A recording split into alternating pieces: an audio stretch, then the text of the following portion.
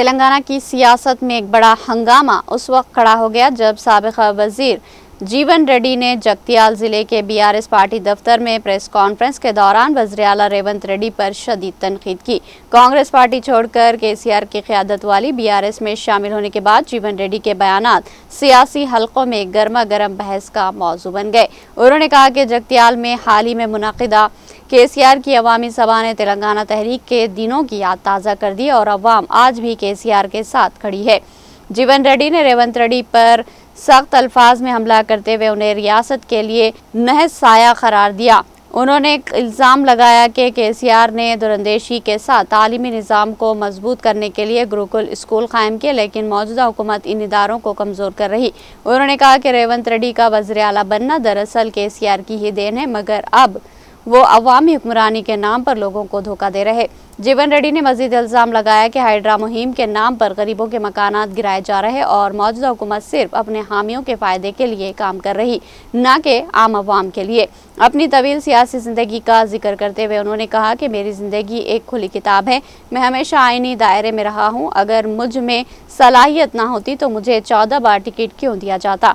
उन्होंने ये भी कहा कि वो कभी ओहदे के लिए दहली के चक्कर नहीं लगाते, बल्कि खुददारी के साथ सियासत करते हैं।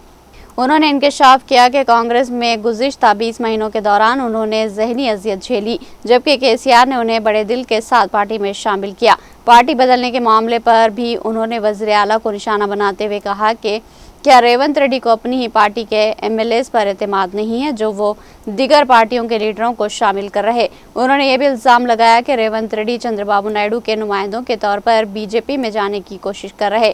आखिर में उन्होंने मुकामी एमएलए संजय पर तंज करते हुए कहा कि अगर पार्टी बदलना ही तरक्की है तो रेवंत रेड्डी को भी बीजेपी में शामिल होने का मशवरा दिया जाए और दोनों रहनुमाओं को रोजाना आइन पढ़ने की नसीहत भी की। ఈ రేవంత్ రెడ్డి పాలన పోవాలి, కేసీఆర్ గారి పాలన రావాలని ప్రజల్లో నానుడు వచ్చింది. మేము పాలన మార్పు కావాలని చెప్పి కోరుతున్నాం చెప్పినాం తప్ప రేవంత్ రెడ్డి గారి కీడు కోరలే. రేవంత్ రెడ్డి గారి కీడు కోరలే. కేసీఆర్ గారి నోటంటే గాని మా నాయకులు ఎవరి నోటంటే గాని భౌతికంగా రేవంత్ రెడ్డి కీడు కోరలే. ఇదే ముఖ్యమంత్రి నువ్వు నీ పాలన అంతా మెరుగుకుంటే మరోసారి అధికారికి వస్తా అని చెప్పి చెప్పుకుంటున్నాం. కేసీఆర్ గారి రీతితో ఒక ఉద్యమ నేత తెలంగాణ రాష్ట్రాన్ని సాధించిందయా. తెలంగాణ రాష్ట్రాన్ని నువ్వు ముఖ్యమంత్రి అయ్యే అవకాశం లభించిందంటే అది కేసీఆర్ గారి పుణ్యం అని చెప్పంటున్నాను నేను. అన్నాడు వారు ఉద్యమించకున్నట్టు తెలంగాణ రాష్ట్రం ఏర్పడేదా నువ్వు ముఖ్యమంత్రి అయ్యేటోడివే. నువ్వు ఇదేనానే ఊరి తీస్తావే ఊరి నిజంగా కూడా చెప్పంటున్నా. ఒక పాలక పక్షంగా ప్రభుత్వం ఏదైతుందో ప్రజాస్వామ్యయుతంగా ప్రతిపక్షాలు బలంగా ఉండాలని కోరుకోవాలి. అటువంటిది ఏదైతుందో వాస్తవాలు మాట్లాడుతుంటే దాన్ని భిన్నంగా విమర్శనాత్మకంగా నువ్వు మేడిగడ్డ సందర్శించినవా. నేను కేసీఆర్ గారు ఏదైతుందో జగిత్యాల పర్యటన సందర్భంగా ప్రజా ఆశీర్వాద సభ అంత గొప్పగా జరుగుతుంటే నువ్వు జీర్ణించుకోలేక ఏదో నిద్ర లేచినట్టు నటించటం. నేను నువ్వుంటావు నీ ఎవరొచ్చో తెలియదు. కాంగ్రెస్ పార్టీ ఎప్పుడేమైందో తెలియదు. కొసలేదాకా ఈయన ఉంటా అని చెప్పి అనుకుంటూ నేను కొసలేదాకా ఉంటా అని చెప్పని, కానీ అధిష్టానం గమనిస్తుంది. ఈయన ఇప్పుడే పోయేదైతే బీజేపీ దానిలో చేరిండు. ఎందుకు నడమ ఉన్నాడుగా చంద్రబాబు నాయుడు గారు నడమ రాయబారి వారది ఉన్నాడు.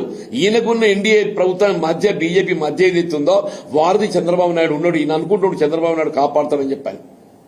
కాంగ్రెస్ పార్టీ అధిష్టానం ఇవాళ నిర్వీర్యం నిశ్చితమైనట్టు కనబడుతుంది. మరి ఇన్ని కుట్రలు కుతంత్రాలు చేస్తున్నా గానీ మరి ఎందుకు సైలెంట్ ఉంటుందో అర్థం కావటం లేదని చెప్పండి.